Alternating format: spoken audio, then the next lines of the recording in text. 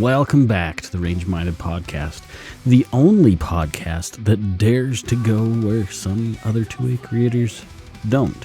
I don't know.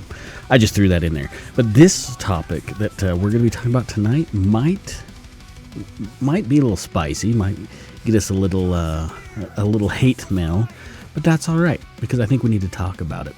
We're going to talk about defensive gun use, the actual numbers, where to find the statistics, and why it might be a little taboo. But we're going to talk about a section that kind of gets overlooked, and I guess you could kind of say we're going to talk about how defensive gun use in minority neighborhoods, low-income neighborhoods, where that matters the most, where these folks need tools to defend themselves the most. I think it's important, and I think we should talk about it. All right. The great defensive gun use debate. We're going to call them DGUs, or do you want to call them defensive gun use? DG, maybe we'll just bounce back and forth in the terms. Now, there is a bit of an argument about what numbers are correct.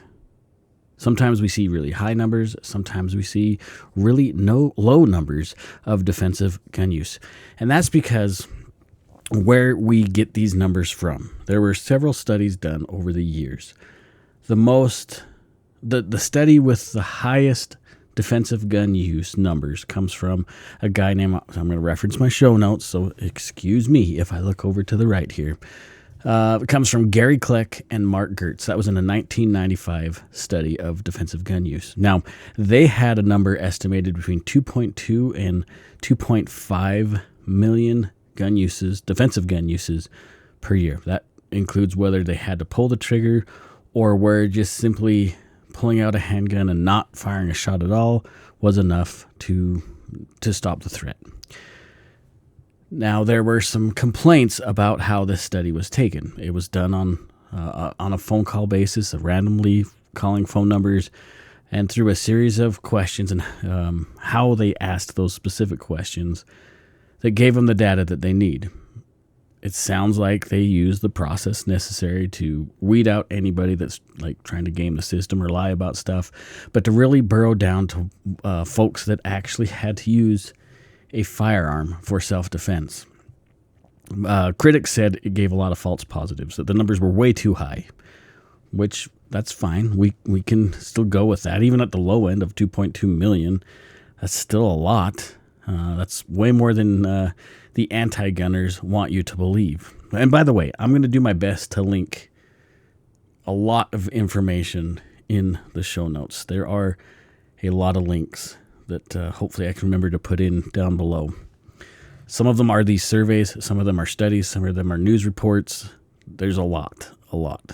There's no way I can go through every one of these links in this episode, or you guys will just tune out, and you probably already have. So, critics to the Kleck survey was specifically a guy named Dave Hemingway. He argued that the overestimation was due to telescoping, recalling old events, just a bunch of stuff. People just kind of gaming the system. Said there was a lot of bias in there, and it was all incorrect information. Kleck, he has argued back and forth with this. He has actually gone point to point of every one of Hemingway's arguments and, just attacked him head on. And again, I'll have that in the notes. Let's see. On the low end, there was a survey. It's called the National Crime Victimization Survey. This was looking from, looks like 1987 to 2021, so pretty broad spectrum. This was, and it sounds like it still is, an ongoing survey about defensive gun use. Now, this survey shows a way lower number, between 60,000 and 100,000 per year. Mostly on the average is about 65,000 defensive gun uses per year. Way lower than 2.5 million. So that created even more discontent and argument, and my dogs are all upset upstairs, so if you can hear them. So, then in the 90s, Man, they're being so loud upstairs. Then in the 90s, the CDC said, hey, hold on. I think we should do a survey. And they did. They looked at a lot of different stuff. They used a lot of crime stuff, FBI statistics. They really dug into the data.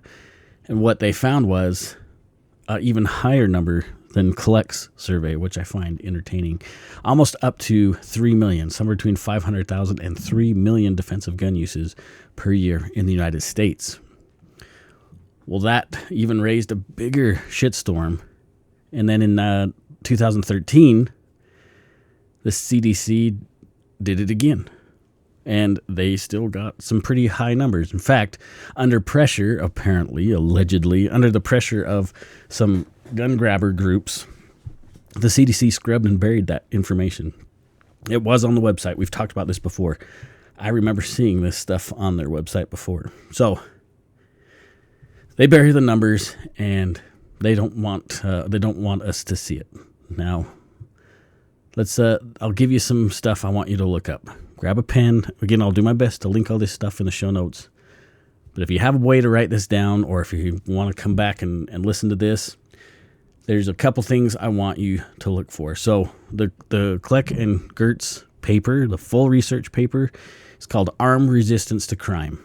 Okay? And that was in Journal of Criminal Law and Criminology in 1995. I know it's an old information, but it's still relevant. Okay?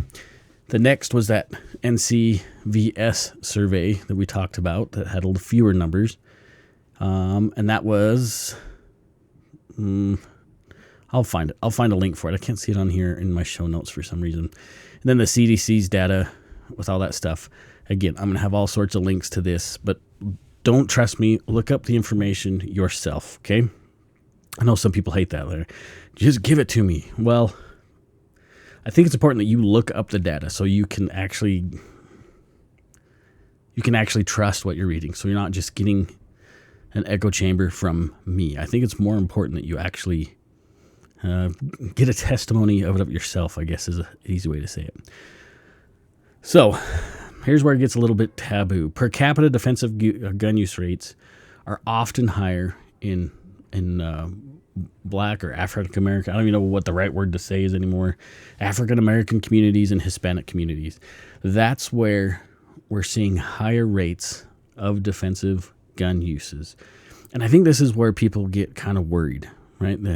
Some don't. I don't know right now. I don't care. I think this information's important because it's relevant to the Second Amendment, that these communities see higher rates of defensive gun use.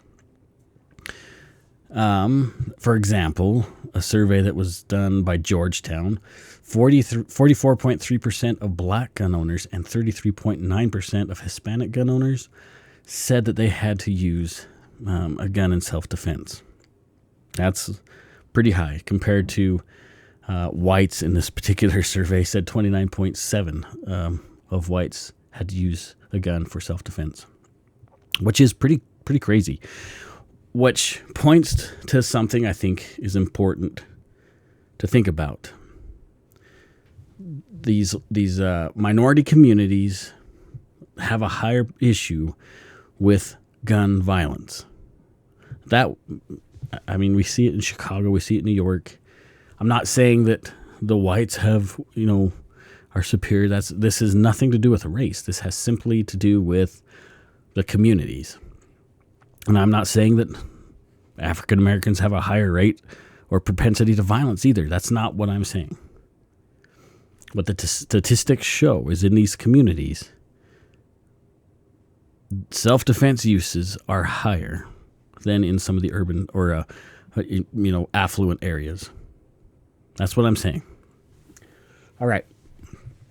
The CDC, they did some homicide data, and it showed that African Americans face firearm homicide rates 8 to 12 times higher than in white communities. Okay? I know this is interesting, and I'm probably going to get some comments on this. That means 8 to 12 times higher. So respectively, 27.5 per 100K compared to 2 per 100K.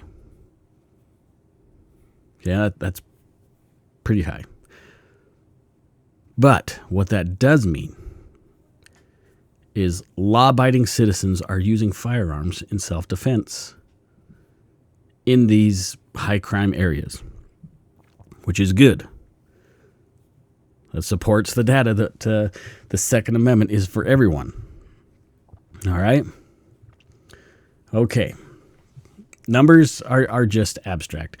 And I know some of these stories that I found are still anecdotal, but there was one time in 2002 in a Compton smoke shop. It's not uncommon for these kind of facilities to have security guards. Well, I guess somebody tried to rob the place. The security guard takes a round or two. In return, he kills one of the bad guys, and the other two get away. Even though he sustained injuries, he used a firearm in defense. And it worked. Of course, I get text messages while I'm doing the show.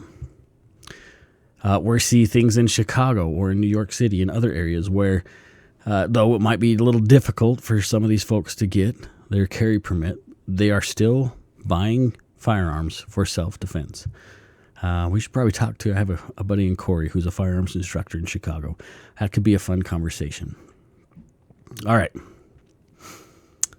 Let's see. The Gun Violence Archive, not my favorite website, but they also record some of this information. USCCA has an archive of defensive gun uses that you can research. I know the NRA, at least they used to keep a log of folks using firearms in self-defense. It happens all the time. All the time. And again, I'll have some more. Like almost every one of these paragraphs, I have stuff that's linked. So remind me to share these in the show notes. So, high crime areas are definitely an issue. And it's gun control, at least even from looking at this stuff, gun control adversely affects minority communities. So when we look at defensive gun uses, even if it is 65,000 times a year on the low end, that's more than lives are taken per year by gun violence, which is still a net positive. I mean, I don't want to see anybody have to deal in a firefight, right? We don't want to deal with that at all. But in some future episodes, I was doing some other stuff. We're going to talk about how that correlates, guns equal higher crime. We're going to talk about in some future episodes. But this information we're talking about shows that it's quite the opposite. That in this case, more guns in these communities, meaning guns in people who are using them for self-defense, the law-abiding, are more important than the ones being used by the gangsters, the thugs, the criminals. Because in these communities, they are being used to stop crime, and it's never reported. Or very, very limited on its reporting. Because the media doesn't want you to know this. Because they're hell-bent on taking your Second Amendment right away. All right. Like I said, the anti-gun groups, they love to say that more guns equal more crime. And they like to say, well, the Collect survey is way off. There's no way that there's millions of defensive gun uses in a year. It's maybe 62,000 a year. So we need to take away your guns because guns are bad. And of course, everyone at that point are going to be willing to give up their guns, even the bad guys, because the law says so. Well, they're already breaking the law, are they not? Yeah, they're not going to follow the law. It's just about taking your guns away. All right. The reality is that a firearm in an individual that is legal to carry it is far safer, and the response time in an incident is immediate. They're not going to have to wait for the cops, which in some of these communities, response time to police is much, much longer than in other communities if they show up at all. So it gives minorities an opportunity to defend themselves and their loved ones and their property against violent crime. It happens. Okay? We're going to talk about something about game theory in the later episode. I spent all day I'm recording on Saturday. I spent literally at least all afternoon just learning. So we're going to talk about game theory later on in a later episode. But basically, what it boils down to is if everyone has a way to defend themselves, then it's going to equal out to be a peaceful benefit to society, because the crooks are going to be less apt to attack somebody if the cost is so high it could cost them their life. So just think about that. Okay. Man, I blasted through this episode. Okay, defensive gun uses. So, because there's such a wide span on what the numbers actually are, I think it's important that you as an individual, as a listener, spends the time doing the research yourself. Because we don't know what picture is best, right? I tend to lean closer to the CLEC and the CDC's information, not because their numbers are so high and it bolsters the Second Amendment claim, which sure, that's great, that's fantastic. But the CDC is very partisan. Like, they didn't do it for the sake of keeping the Second Amendment active. They did it and got a surprise number, and that's why they hid that information, because it kind of tore apart the anti-gunners argument about how much defensive gun use doesn't happen in their opinion. But it's important that we verify everything. Spend some time, look at the FBI statistics on violent crime, look at the CLEC survey, look at the CDC's information, look at Hemingway, I can't remember, I think it's Hemingway. I want to say Hemingway. I'll link the best that I can. Like I say, there's going to be a lot of resources in this episode that would just be too long and too boring to dive into for me just to read to you verbatim. And I guarantee you won't want me to share it. You won't want to hear it. But I think it's important. Gun control adversely affects minorities. Criminals, they're not going to obey any kind of gun laws. And if you want to say, well, there won't be any gun crime if there's no guns, okay, great. Let's look at England. Now they have a knife problem. Sounds like they have a violent immigration problem too. That's probably going to get me in trouble on the tubes, but whatever. I should say allegedly. Allegedly. Maybe that's the secret. Nonetheless, spend some time learning on this thing. Tell me what you think. Tell me what I got wrong. Tell me you think I'm just blowing all this information out of proportion, or I don't know what I'm talking about. Great, let's take it to the comments. But before you come trolloping up at me and tell me what an idiot I am, go read through those surveys.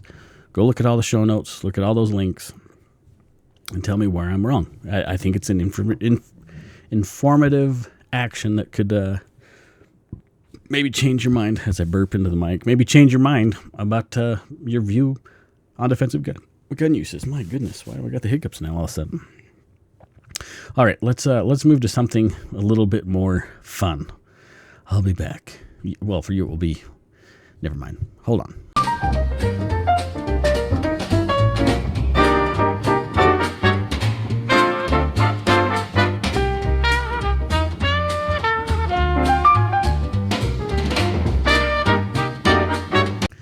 All right, listen up.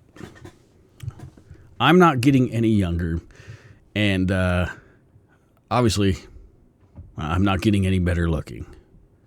So, that being said, if you want to help support the show, there's lots of ways you can do that. In the links down below, you'll see I have my Patreon account. I have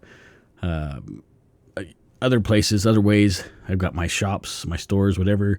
They're all linked down there in the description. So if you want to help support the show financially, that's the way to do it. If you just want to like and share, I'll take it. Don't forget you got to sub to the channel too. That helps boost the old show in the algorithms. All right, that's enough of that. I'm going to be, man, hopefully this actually gets put into the show. This last week, I recorded an episode and re-recorded the episode. I bet I hit record 7 to 10 times.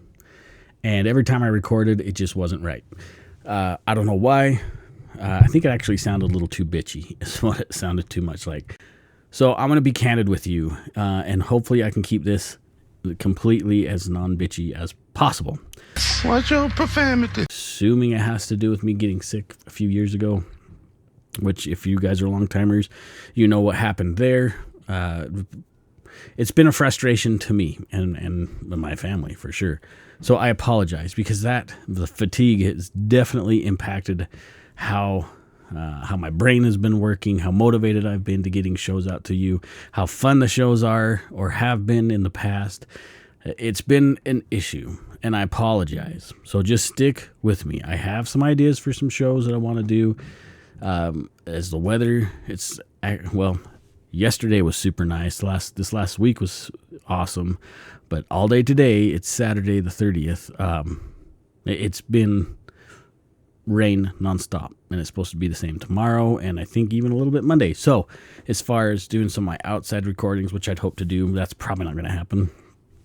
It is what it is, but I'll do my best to keep shows coming out. I know I used to be on a weekly schedule, and it was religious, and we got everything out, and it was awesome. But it's just been a struggle for me the last little while. And I don't know, I don't understand a lot of it.